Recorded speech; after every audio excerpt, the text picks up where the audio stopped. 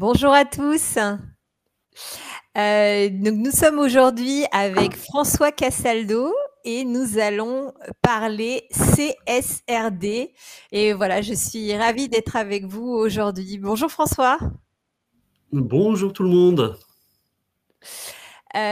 Donc François, tu me disais juste à l'instant que tu étais à une réunion du MEDEF hier et que la CSRD était vraiment sur toutes les lèvres.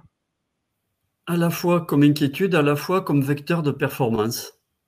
D'accord, donc ouais, c'est donc pour ceux qui ne connaissent pas François, peut-être tu peux te présenter brièvement. Oui, j'ai 53 ans, j'ai décidé de me lancer comme consultant en audit social et CSRD après des études de droit et 20 ans d'expérience dans des groupes cotés en bourse. Donc je suis Ouais. familiarisé aux procédures de reporting et d'audit en interne. Ouais, donc tu connais les indicateurs, c'est ton dada. Et du coup, ça, tu connais très bien tous ces éléments-là. Et donc moi, pour ceux qui ne me connaissent pas, je suis Myrène Lafourcade, je suis directrice générale et cofondatrice de CIMAX. Et avec François, on s'est rencontrés dans une réunion et on a décidé de travailler ensemble autour de ce sujet CSRD qui nous intéresse tous les deux. Et on a coécrit un livre blanc qui s'appelle la CSRD, mise en œuvre et gouvernance. Donc, n'hésitez pas à aller on vous transmettra le lien vers ce livre blanc si vous voulez approfondir. Nous, chez CIMAX, donc on est éditeur de solutions de gestion et donc forcément, on suit de près toutes les évolutions de la législation. Et comme beaucoup de monde, en fait, on s'était dit ah mais la CSRD, ça concerne que les grands groupes. Enfin, c'était la première lecture que j'avais eue, comme beaucoup de gens. Et en fait, en creusant le sujet, en fait, on se rend compte que pas du tout. Et c'est ce qu'on va vous expliquer aujourd'hui avec François. C'est que finalement, ça concerne beaucoup plus de monde et beaucoup plus tôt que ce qu'on ne croit. Et donc, du coup, ça devient un sujet majeur pour cette année. Et il y a beaucoup de sociétés, même des grosses, qui s'en sont pas assez occupées, qui n'ont pas assez anticipé et qui, en janvier 2025, vont commencer à être un peu en difficulté.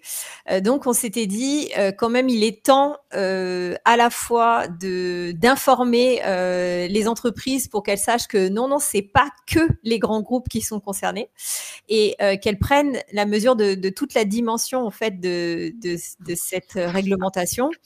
Euh, à la fois dans ses exigences et aussi dans sa souplesse, hein, on va l'évoquer avec François. Heureusement, on a quand même un peu de temps pour progressivement se mettre à la page.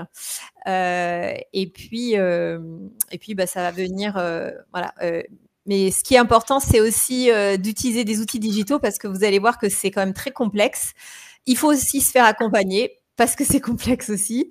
Donc, entre des volumes de données et de calculs qui sont un peu importants et une complexité de la législation qui est conséquente, ça nous a semblé crucial à la fois d'expliquer cette législation et en même temps de donner un exemple concret de comment on peut la traiter. Et du coup, ce que je vous propose, c'est qu'on évoque donc ce sujet, CSRD, mise en œuvre mise en œuvre digitale et pilotage. Voilà. Donc, on va juste faire une micro-parenthèse sur CIMAX pour ceux qui, parmi vous, ne connaîtriez pas CIMAX. Et puis, après, on va vraiment creuser qu'est-ce que la CSRD, concrètement, qu'est-ce qu'il faut faire, comment on fait les calculs. Concrètement, on va voir sous forme d'une démo comment ça se passe dans CIMAX. Et à la fin, on va vous faire un petit cadeau, vous allez voir. Alors, concrètement, qu'est-ce que c'est CIMAX? CIMAX, en fait, c'est une solution dite d'ERP CRM. C'est ce qu'on appelle un logiciel de gestion qui a pour vocation à avoir toutes les données de l'entreprise, que ce soit des données de la CRM, les stocks, les achats, la logistique, et de gérer l'ensemble des processus. Donc, en fait, il est bien placé pour avoir l'ensemble des données, ou en tout cas, soit directement par ces modules, soit en s'interfaçant avec d'autres modules, collecter énormément de données qui peuvent alimenter la CSRD. La particularité de CIMAX, et on va le voir, c'est un atout justement pour cette législation, c'est que c'est une solution qui est 100% no-code. Alors, je sais que le no-code, on commence à en parler pas mal depuis 2024, mais tout le monde n'est pas au fait de ce que c'est. Donc, le no-code, c'est une technologie qui permet de créer et de modifier des logiciels sans programmer, un peu façon bureautique, un peu comme vous faites vos PowerPoint, vos fichiers Excel, etc. Donc, la compétence métier est importante. Donc, tous nos modules, tous les modules de CIMAX, ils ont été décrits en no-code dans le respect des différentes législations. Et le module CSRD que je vous présente aujourd'hui, il a été aussi décrit en no-code. Donc, l'avantage, c'est que, comme va l'expliquer François, il y a beaucoup de spécificité dans la façon de mettre en œuvre la CSRD. Chaque entreprise va un peu faire sa sauce et on va pouvoir profiter de ce côté souple et no code de l'ERP pour pouvoir le faire. Donc, pour utiliser le module, on n'est pas obligé d'avoir tous les modules de CIMAX, on peut juste prendre le module CSRD. Mais évidemment, c'est intéressant de combiner avec les autres modules de CIMAX parce qu'on profite de toute la connaissance digitale de l'ERP pour pouvoir mettre en œuvre concrètement les calculs. Juste pour vous dire, CIMAX, bien qu'on soit no code, on n'est pas sorti cette année, on n'est pas une start-up, on est né en 2006. On a été pionnier du no code, on a été le pionnier français du no code. Aujourd'hui, on est quand même présent chez Flunch, à l'INRA, chez Endel, dans le groupe Terena, chez BPI France, etc. Donc, l'essentiel de nos clients, ce sont des PME, mais on a aussi beaucoup de grands noms parmi nos clients et de plus en plus parce que le no-code, tout le monde a compris les avantages du no-code et du coup, c'est intéressant pour nous. Alors maintenant, on va rentrer dans le vif du sujet. La CSRD, qu'est-ce que c'est? Alors déjà, ça veut dire Corporate Sustainability Reporting Directive. Et là, vous êtes super bien avancé. Donc, plus concrètement, en fait, la CSRD, en fait, quelque part, c'est la fin du greenwashing. En quoi c'est la fin du greenwashing? Je laisserai commenter ce sujet, François. C'est que jusqu'à présent, avec la RSE, il y avait plein de boîtes qui disaient oui, on est super fort, on est hyper vertueux, etc. Ils le disaient, mais ils le prouvaient pas.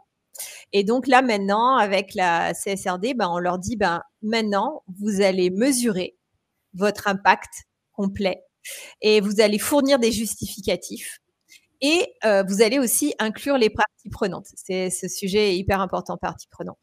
Ça veut dire que oui, vous êtes vertueux, mais vous utilisez un sous-traitant qui ne l'est pas. C'est du greenwashing. Maintenant, c'est plus possible parce que vous allez devoir être vertueux et les indicateurs que vous allez donner, ils doivent inclure les valeurs de vos sous-traitants qui sont partie prenante dans les indicateurs que vous fournissez. Et donc, cette législation, elle est déjà en vigueur depuis le 1er janvier 2024. Donc, concrètement, en fait, ça oblige les grandes entreprises qui sont soumises à choisir des indicateurs qu'elles vont fournir dans un rapport de durabilité qui va être mis en annexe de leur bilan au 1er janvier 2025. Donc, on est déjà dedans. Et au 1er janvier 2025, je pense, et François est d'accord avec moi, que ça risque d'être un peu compliqué pour un certain nombre d'entreprises. Les modes de calcul, ils sont déterminés par l'entreprise. Donc, on l'a évoqué, c'est un peu chacun fait sa sauce, même s'il y a quand même des règles et puis il faut le justifier. Donc, il faut quand même que ce soit éthique, correct, etc. Et surtout, ça inclut les parties prenantes. Et donc, c'est là où c'est un peu plus compliqué. Tu veux rajouter quelque chose sur ce sujet, François? Oui, peut-être revenir sur le greenbashing parce qu'on est très content de mettre fin à cela, au moins dans certaines situations, pas partout. Mais c'est surtout que ça va permettre aux entreprises qui ont une vraie action RSE.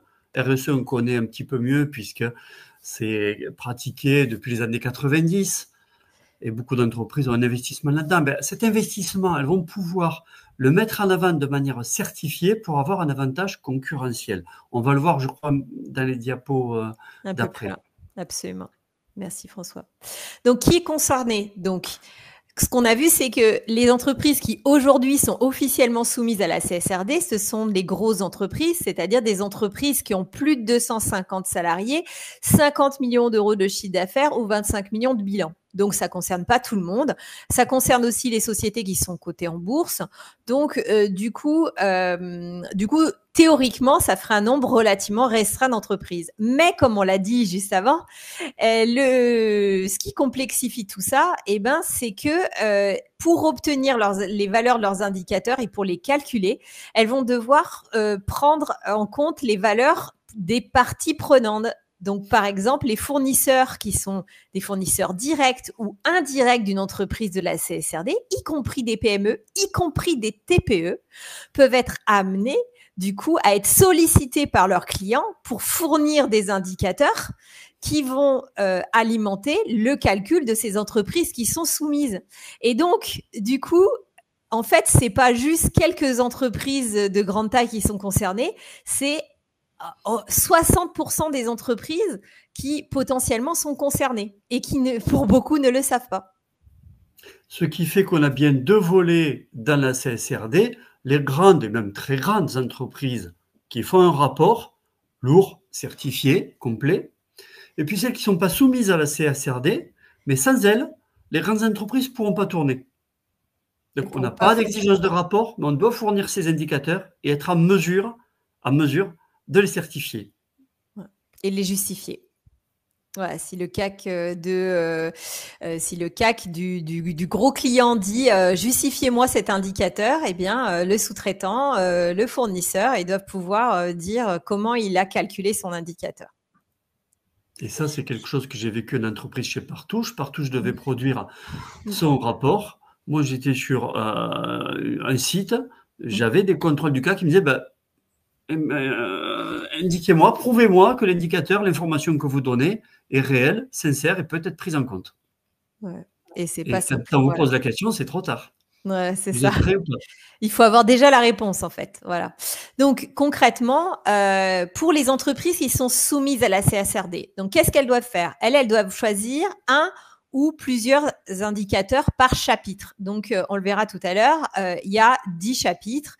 Il faut savoir que les indicateurs, ça bouge encore un peu, mais on commence à avoir une liste qui est exploitable avec des chapitres qui sont identifiés.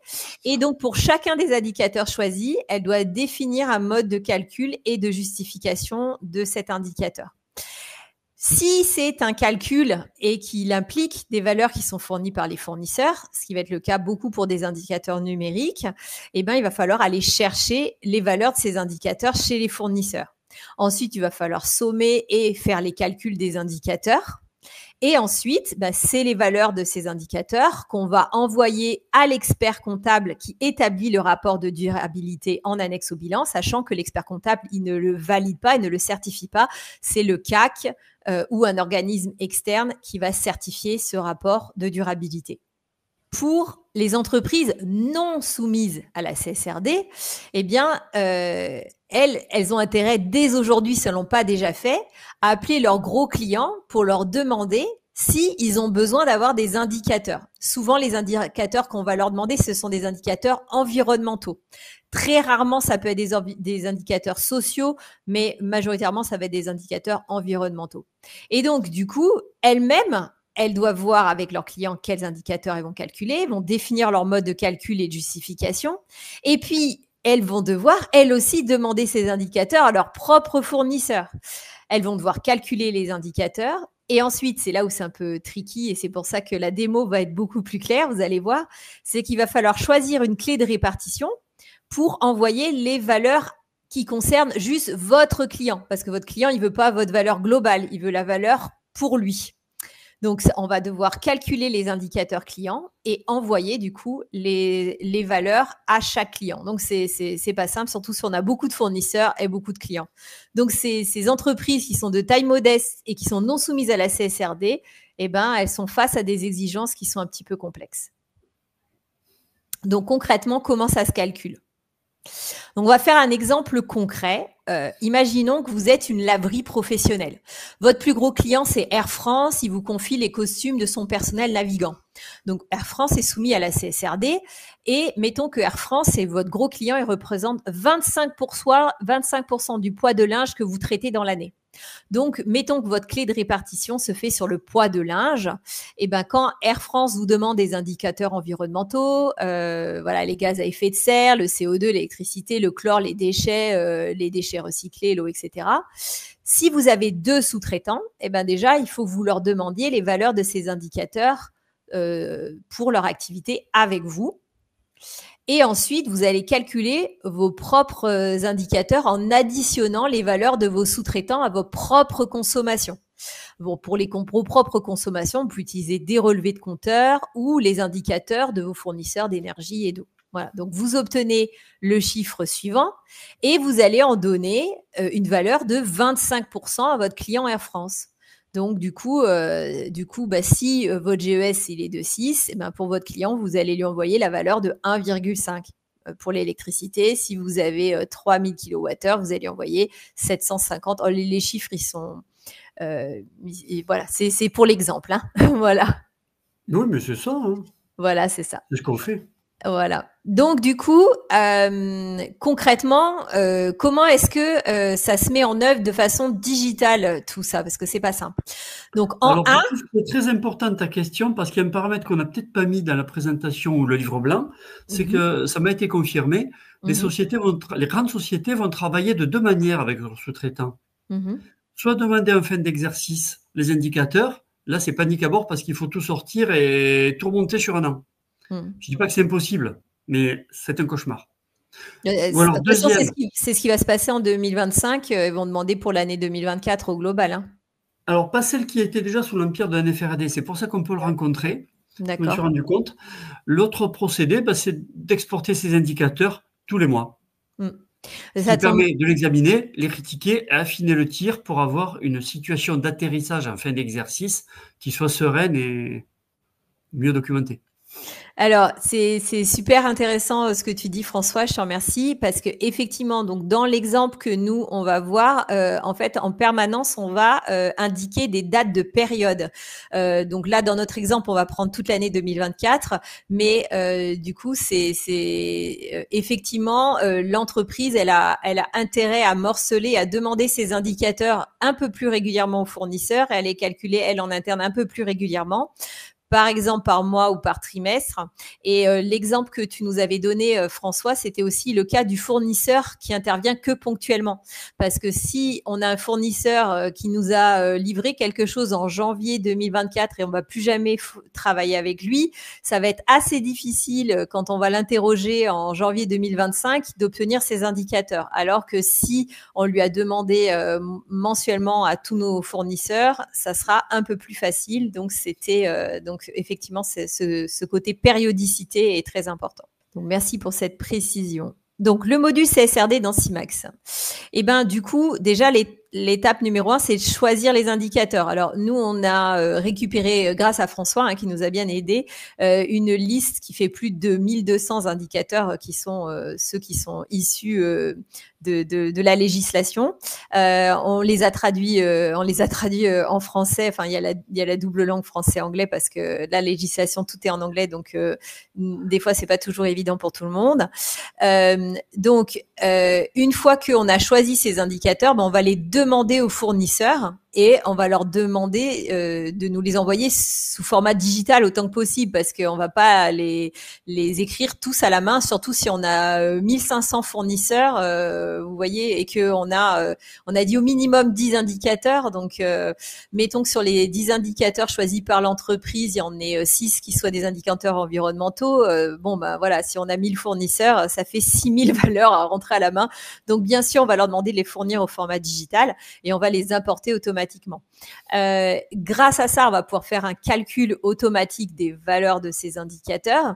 Et ensuite, si jamais on doit fournir ces valeurs à des clients, on va pouvoir faire le calcul des indicateurs clients sur des clés de répartition et on va pouvoir exporter les indicateurs pour chaque client. Donc là encore, on voit que si on a, je sais pas moi, 2000 clients, s'il faut exporter tous les indicateurs vers ces clients. Donc, mettons que les clients ils nous demandent les indicateurs environnementaux. Donc, ça fait 12 000 indicateurs. Donc là, évidemment, bien sûr, on va faire un traitement automatisé pour exporter les valeurs vers les clients.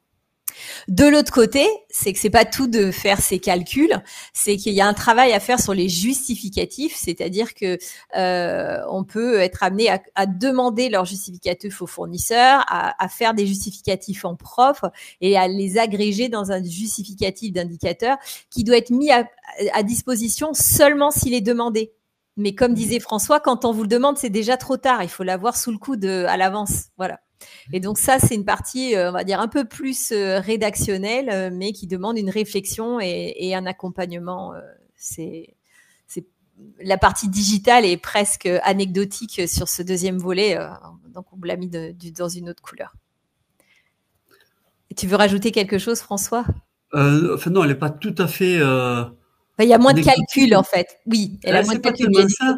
C'est que dans le rapport de la grande entreprise, elle doit donner l'indicateur, mais aussi la façon dont elle entend le calculer. Donc, ça doit se refléter dans ses propres sous-traitants, dans sa chaîne de valeur. Donc, en fait, c'est hyper important, même si au plan informatique pour CIMAX, c'est pas le plus compliqué à gérer. Oui. Oui, mais effectivement, c'est bien pour ça que c'est important de bien définir comment on représente la chaîne de valeur et de définir des règles et aussi d'avoir une certaine uniformité parce que si un fournisseur calcule d'une certaine façon et un autre d'une autre, ça peut poser des problèmes sur. Donc il y a un volet communication avec ses clients et communication avec ses fournisseurs qui est assez important et sur lequel il faut anticiper. Et donc, je vous partage mon écran. Et là, on est dans CIMAX. Et dans CIMAX, maintenant, eh bien, on a un nouveau module CSRD. Et donc, le module CSRD, vous allez voir, est vraiment fait pour suivre le fil de ce qu'on a évoqué jusqu'à présent. Donc, l'étape numéro 1, c'est ce côté indicateur et clé. Donc, on a des indicateurs CSRD et puis on a des clés de répartition. Donc, les indicateurs CSRD, comme vous voyez, on en a 1208, marqué ici. Évidemment, l'entreprise, elle ne va pas calculer les 1208 indicateurs. Donc là, pour la démonstration, on en a coché quelques-uns. Donc, en fait, on a choisi un certain nombre d'indicateurs, donc ils sont cochés. Et c'est ceux-là que, du coup, l'entreprise, elle dit qu'elle va suivre. Elle les a choisis et donc c'est sur ces indicateurs-là qu'elle va se concentrer. Je vais vous montrer une fiche d'indicateurs à titre informatif. Alors, il y a trois grandes familles d'indicateurs. Il y a des indicateurs environnementaux, des indicateurs sociaux et des indicateurs de gouvernance. Les indicateurs environnementaux, c'est assez clair pour tout le monde ce que c'est. En général, c'est les consommations d'eau, les déchets, les consommations d'énergie, etc. Les indicateurs sociaux, ça va être des indicateurs liés essentiellement au personnel de l'entreprise ou de son environnement. Donc, il y a une sorte de nombre d'heures de formation par personne pour les salariés, les accidents du travail. Et en fait, il y a tout un travail de réflexion sur le choix des indicateurs pour déterminer ceux qui sont pertinents pour l'entreprise. La troisième catégorie d'indicateurs, c'est les indicateurs de gouvernance. Et ça, ce sont des indicateurs qui sont essentiellement narratifs, dans lesquels on explique comment fonctionnent les roulages de l'entreprise. Donc, comme vous le voyez, en fait, ces indicateurs, ils ont des unités. Donc, certains sont narratifs. Donc, par exemple, comment on met en œuvre les plans d'action pour la pollution au niveau du site. Donc, ça, c'est du narratif. Donc, ça veut dire qu'il va falloir rédiger cette partie-là. Et puis, pour les autres qui sont les indicateurs, qui sont des indicateurs numériques ou parfois c'est des indicateurs où il y a des tableaux, donc ils sont un peu entre le numérique et le rédactionnel. Il peut y avoir un peu de texte et puis un tableau. Du coup, ils sont un peu intermédiaires aussi, ceux-là. Mais ce qu'il faut comprendre, c'est que même pour les numériques, comme disait François tout à l'heure, il faut rédiger un peu pour expliquer comment on obtient la valeur et qu'est-ce qui se cache derrière le chiffre que l'on fournit. Donc, si on regarde les émissions totales de gaz à effet de serre, donc sur les émissions totales de gaz à effet de serre, donc on est sur l'indicateur. Alors, ce code-là, le code que vous voyez là, nous, c'est un code qu'on a créé dans CIMAX à partir des codes des chapitres, de la directive, etc. Mais pour avoir un code unique pour les indicateurs, parce que malheureusement, pour l'instant, dans la législation, il n'y a pas de code unique qui a été déterminé par indicateur. Et c'est un gros manque numérique.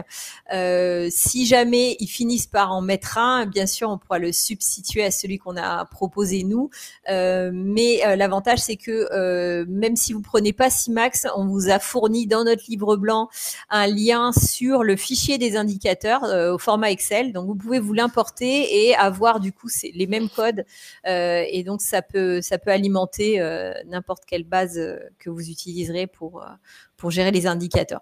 Donc, comme vous voyez, donc il y a une catégorie, donc environnement, social, etc. Et ensuite, il y a des chapitres, les fameux chapitres qu'on a. Donc, comme vous le voyez, en fait, on a 13 chapitres qui sont dans les trois grandes catégories, environnement, gouvernance et sociale. Voilà. Ce qui est important, c'est quand vous avez choisi votre indicateur, eh bien, vous pouvez dire si vous allez importer les valeurs fournisseurs pour cet indicateur. Donc, c'est le cas pour les émissions totales de gaz à effet de serre. Et aussi, va s'additionner à la valeur de fournisseur vos valeurs en prod. Donc, c'est là où on profite en fait de la puissance du no-code. Donc, le no-code dans CIMAX, en fait, ça ressemble à des grosses formules Excel en fait derrière. Donc là, on a la somme des émissions liées au déplacement professionnel des équipes et on rajoute aussi la somme des émissions des trajets des collaborateurs. Qui c'est qui fournit ces émissions totales? Eh ben, ça va être, on va les demander à l'ensemble de nos fournisseurs. Donc là, en fait, on a dit qu'on va le demander aux fournisseurs divers, aux sous-traitants et aux matières premières. Mais bien sûr, ça c'est paramétrable. Et de l'autre côté aussi, à qui on va fournir ces indicateurs. Bon, là, on a une famille de clients qui est les familles professionnelles, parce que vous pouvez segmenter vos clients pour pas leur fournir tous ces mêmes indicateurs et ça permet de s'organiser comme ça. Voilà, donc quand vous avez bien défini tous vos indicateurs, voilà, donc ils sont dans notre liste ici et vous avez choisi, vous les avez bien remplis et que vous savez à qui vous allez les demander et à qui vous allez les fournir, et ben du coup, il y a l'opération qui va être régulière de demande des indicateurs aux fournisseurs, de calcul des indicateurs en propre et d'envoi des indicateurs aux clients. Donc voilà, 1, 2, 3. Voilà, il faut suivre le schéma. Donc, première étape, on va demander les indicateurs aux fournisseurs. Donc, pour ça, eh bien, on va passer par cette étape-là, demande des indicateurs. Quand on demande les indicateurs, eh bien, comme l'expliquait François, on va indiquer la période parce que on va peut-être pas leur demander. Bon, là, on va demander pour 2024, mais bien entendu, on pourrait tout à fait leur demander juste pour un mois, pour janvier 2024. Donc là, oui, il y a une question? Oui, un exemple. Ouais. Vous devez fournir votre consommation d'eau à quelqu'un avec qui vous avez travaillé pendant 3 mois. Ça implique d'avoir des relevés d'eau mensuels que vous ne trouverez pas sur vos factures. C'est là où, opérationnellement, il faut une solution qui permette de le faire. Ce module le permet parce qu'on va pouvoir additionner, même chez CIMAX, 12 relevés d'eau finalement. Oui, c'est ça, absolument. On peut additionner 12 relevés d'eau ou on peut définir que la méthode, c'est un relevé de compteur et on prend la photo du compteur. Enfin, on peut imaginer pas mal de choses. À partir du moment où c'est justifié et qu'on a le justificatif qui peut être une photo de compteur, une photo d'une poubelle aussi. On avait évoqué ça avec François. C'est si vous savez, si vous voulez mesurer à peu près vos déchets, mais que vous êtes, voilà, vous avez le droit de donner une approximation qui est cohérente. Donc, si vous dites, la poubelle, elle est pleine et on la sort à peu près 2 fois par semaine. Si vous savez quel est le volume de votre poubelle ou quel est le poids de votre poubelle, voilà, vous prenez des photos et puis vous pouvez justifier les chiffres que vous annoncez pour votre consommation d'ordures. Donc là, du coup, ce qu'il faut bien comprendre, c'est que, bon là, bien sûr, dans notre exemple, on n'a envoyé que à 3. Mais si vous aviez 1000 fournisseurs, bah, ça aurait envoyé 1000 mails pour demander les indicateurs à vos 1000 fournisseurs. Et on leur demande, si possible, de répondre sur l'extranet. Donc dans CIMAX, il y a un espace fournisseur qui leur permet de répondre. Mais sinon, on a aussi la possibilité de rentrer les fichiers manuellement, ce qui est moins pratique. Mais voilà, pour que vous voyez bien, quand on regarde les messages envoyés du jour, voilà, on voit que aujourd'hui, on a bien envoyé la demande d'indicateur CSRD. Donc le mail, il est personnalisable, hein, vous pouvez rajouter, mais du coup, on indique bien quels sont les indicateurs qui fournissent et pour quelle période. Donc ça, c'est pour la partie envoi des mails. Donc une fois que on a notre sous-traitant qui répond, donc en fait, il va nous envoyer, comme on a dit, un fichier au format digital. Donc là, ça tombe bien, on a j'ai préparé des réponses. Hein, c'est un format CSV. C'est ce qu'on vous préconise, hein, de l'Excel ou du CSV. CSV, pour ceux qui connaissent pas, c'est comme un Excel plus simple. Hein, voilà. Il n'y a pas les mises en forme, c'est juste la donnée brute. Donc, quand on importe les valeurs, donc ça a importé les valeurs des indicateurs. Donc, pour chaque indicateur, on a la valeur numérique qui correspond à notre fournisseur sous-traitant. Si on fait, évidemment, on va en faire au moins pour 2 pour pouvoir additionner, sinon ça ne sera pas forcément clair. Donc là, on va dire qu'il y a le deuxième sous-traitant qui répond et qui fournit ses indicateurs à lui. Donc, c'est l'autre fichier. Voilà, donc là, voilà les valeurs qui sont légèrement différentes pour le sous-traitant numéro 2. Une fois que donc nos fournisseurs, ils ont répondu, ils ont donné toutes leurs valeurs pour tous leurs indicateurs, eh bien, du coup, on va pouvoir lancer le calcul de nos valeurs en propre. Donc, pour ça, on va lancer le calcul des indicateurs. Là, de nouveau, on va dire qu'on va le lancer pour toute la période 01/01/2024 au 31/12/2024. Voilà. Et donc là, ce que ça a fait, c'est que ça fait les calculs sur l'ensemble des indicateurs choisis. Alors, du coup, il y a des indicateurs sociaux pour lesquels il n'y a pas de valeur parce que on n'avait pas, dans la démo, on n'avait pas donné de précision. Mais par contre, si on regarde les émissions totales de gaz à effet de serre, concrètement, en fait, la valeur numérique qu'on a trouvée pour cet indicateur, c'est 7550. Comment est-ce qu'on obtient cette valeur? On a le détail du calcul. Eh ben, on a commencé par additionner les valeurs de nos 2 fournisseurs, ce qui nous a donné 5200. Et à côté de ça, on a fait le calcul en propre qui nous a donné 2350. Et du coup, c'est pour ça qu'on obtient ce 7550 pour notre valeur numérique. Donc, on sait d'où ça vient. Et on peut tout à fait le justifier. Derrière, une fois que on a ces valeurs-là, eh bien c'est là où on va pouvoir donc soit les exporter vers notre expert comptable pour qu'il puisse établir le rapport de durabilité. Donc vous avez vu, il y a aussi une partie pour certains indicateurs qui sont narratifs, il y a une partie description. Voilà. Donc, entre les valeurs numériques et les valeurs descriptives, on peut envoyer tout ça à l'expert comptable pour qu'il établisse le rapport de durabilité. Et pour ceux qui ne sont pas soumis, ou en tout cas ou alors ceux qui sont soumis, mais qui doivent fournir leurs valeurs à leurs propres clients, hein, parce que les grands groupes, ils ont aussi des clients qui sont des grands groupes. Ou qui sont sous-traitants de grands groupes, et du coup, forcément, il va falloir faire la suite. Et donc, la suite, c'est qu'il va falloir découper ces valeurs pour les différents clients. Ce qu'on va faire sur l'étape suivante, vous avez compris, c'est que on va envoyer les indicateurs aux clients. Pour les envoyer, on va lancer le calcul des indicateurs. Donc, pour lancer le calcul, tout simplement, on va choisir toujours la période parce que les clients, ils peuvent demander aussi les indicateurs juste sur un mois et pas sur l'année complète. Voilà, au 31/12/2024. Tu voulais rajouter quelque chose, François? Oui, parce qu'en fait, c'est très intéressant ton exemple parce qu'il illustre le fait qu'en CSRD, on n'est pas seulement avec ces flux, mais on est dans une chaîne de valeur. Si je dois donner mes émissions de carbone de mon produit, c'est aussi celle que j'ai suscitée en aval, en appelant mon produit. Et par conséquent, j'ai besoin des données moi-même de mes fournisseurs pour les agréger aux miennes et partir ensuite. Donc, ce qui est intéressant, c'est qu'on va avoir en fait, pour chaque client, donc vous imaginez si vous en avez pareil 2000, et ben du coup, ça va faire les calculs pour vos 10 indicateurs pour les 1000 clients. Donc, ça va faire tous ces calculs-là. Et pour bien comprendre d'où viennent les valeurs, on va regarder par exemple sur le cas des émissions totales de gaz à effet de serre. Hein, c'était l'exemple qu'on avait pris tout à l'heure. Comment ça se passe? En fait, le calcul global de l'indicateur, vous vous rappelez, c'était 7550. Et on avait choisi une clé de répartition sur le chiffre d'affaires. Et ben, il se trouve que le chiffre d'affaires global de notre exemple, c'est 750 000 et la valeur clé pour ce client, bah, c'est 250 000.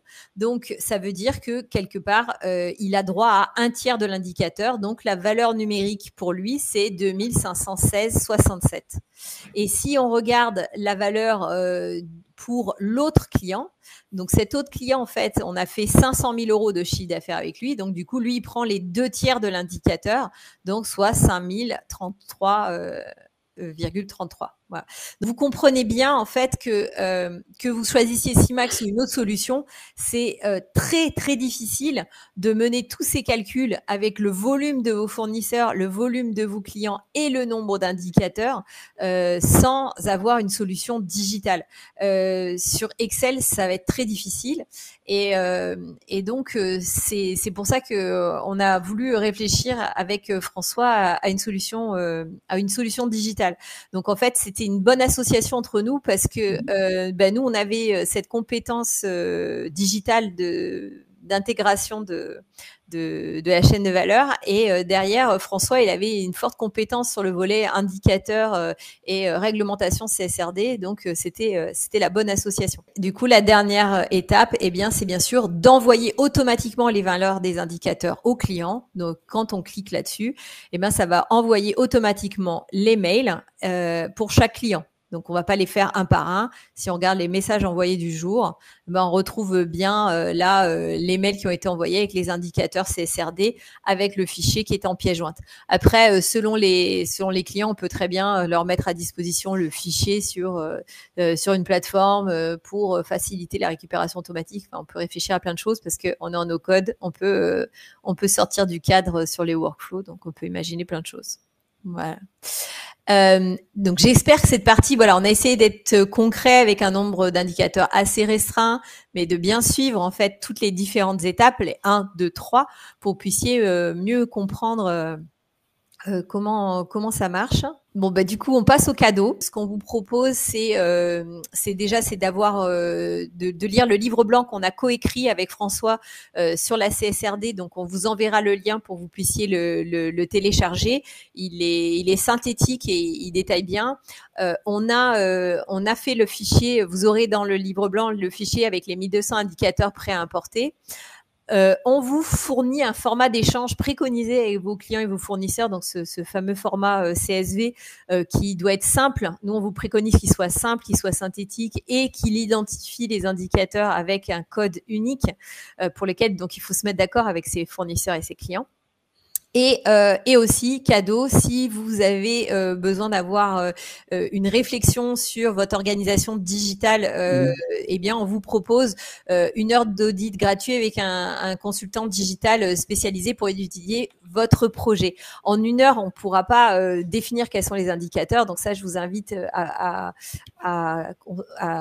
contacter François, mais par contre, on peut étudier quelles sont vos différentes solutions et faire une première pré-analyse de votre projet. Est-ce qu'on peut interfacer ce module CSRD avec une autre solution de gestion? Oui, bien entendu, c'est possible. En fait, Simax, c'est une solution qui est hyper interfaçable. Donc, on a des clients qui ne prennent qu'un seul module et ensuite, on s'interface avec le reste, du système d'information. Donc, un ou plusieurs solutions, parce qu'on peut très bien imaginer que vous avez un logiciel de gestion des achats, un SIRH et plein d'autres choses avec lesquelles il faut s'interfacer.